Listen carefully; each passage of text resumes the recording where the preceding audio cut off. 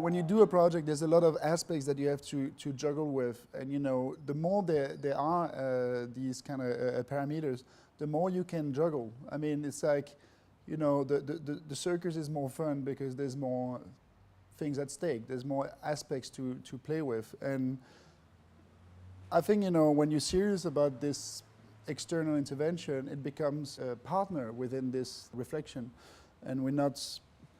I mean, I'm not saying that, yes, it's always positive. I mean, it's sometimes, there's failures. Of course, we're not, not every project gets built, probably thankfully. But, I think it's a generative factor in the work.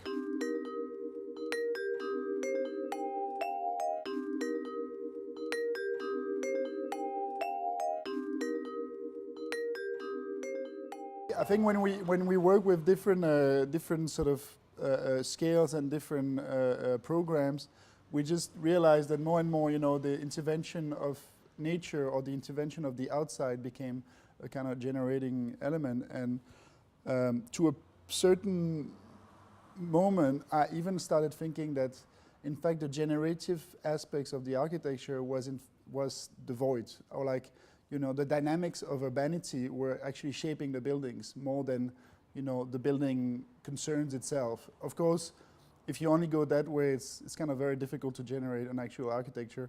You can at best generate a space. But I think the sort of the tension in between the two is really what sort of creates the work that we do. And sometimes I suppose the context and the dynamics of the context are more important than the program itself, in a sense that the program is more generic and you can push it, front, back, left, right. You can actually play with it, but the context is very complex and really imposes its behavior upon the project.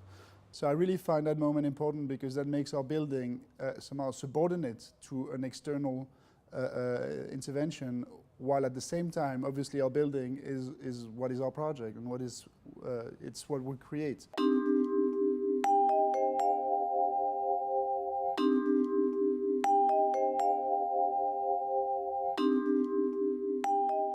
I also think that the whole discussion on landmark is kind of core and very important because, we really dislike that term, and I think a lot of our generation of we've been tagged star architects. There's this absurdity of putting people into drawers, and of course, I mean, there's different categories within that if we have to categorize things, but we're not really falling into the people who care about creating landmarks. I mean, what we care about is creating activations, urban activations, to actually build upon dynamics and upgrade them. The most obvious one is the ski jump in Oslo. And, this is before we even drew a line, it was already a landmark. It's a landmark per definition. It's their Eiffel Tower, the Eiffel Tower of Norway. Is their most important destination. So we actually didn't have to deal with the landmark issue because it was going to be that anyway. But what we had to think about is, of course, what is our reaction to it? And while exploring the possibilities of the project and of the site, what we realize is that, it's true that it's a landmark in the sense that you can see it from everywhere in the city. But what we realize is that at the end of the day, it's also kind of far away. And the city is so much more important and so much bigger and so much more some more adventurous and interesting, that what was more important is to view the city.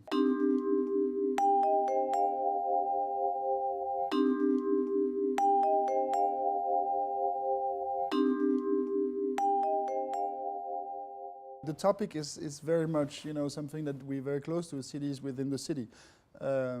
We definitely believe that in today's, needs, we have to deal with urbanity in a kind of introspective way, not so much in a kind of expanding way.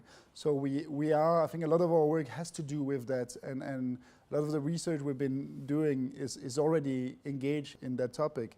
We did this kind of a modest small rooftop project in Copenhagen, and the idea of it was it was an existing building and we extended it into another floor and then added to that a park. for me, it's like a literal building the city within the city or upon the city. So that's obviously very related to the topic, but also as a kind of idea of, the creation of a landmark in the city. I think we should work a lot more with what is there already. And, cities are very powerful in their own topography, in their own geometries already. So the creation of landmark could take another turn if it was actually to try to play with that body of work and actually expand it or transform it. I mean, I think the idea of transformation is something that is, maybe not explored so much or not enough. I think it has a lot more potential than just the idea of a, pure recreation. I think pure like sort of a remaking of architecture. I think it's interesting to build upon or over something else. And so I think that project is, although modest, it's quite it's changing, because it's also changing people's mentality on how to live in the city. I mean, why don't we live more on our roofs? There's no, it's only benefits.